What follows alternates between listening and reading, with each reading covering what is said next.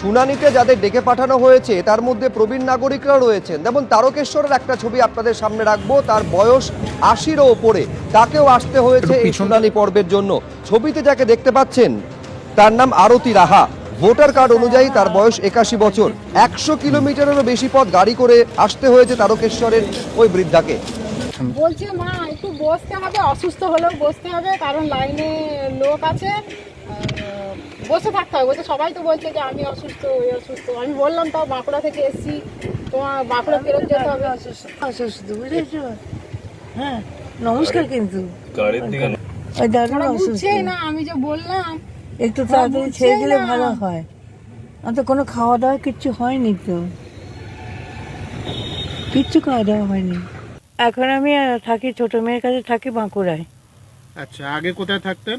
মুক্তারপুর, ওই টাপাডাঙ্গা, মুক্তারপুর। তারকেশ্বর। হ্যাঁ, আজকে এখানে কোথায় এসেছেন আপনি? তারকেশ্বরে এসছি। কেন এসেছেন, কি কারণ জানেন?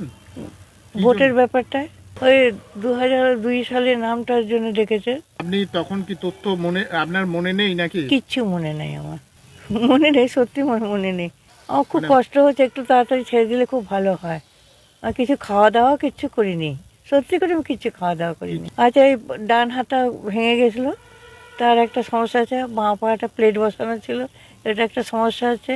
বুকেতে পেসমেকার বসানো আছে, চোখ অপারেশন হয়েছে। আমার শরীরে হ্যানো জিনিস নেই যে আমার হয়নি।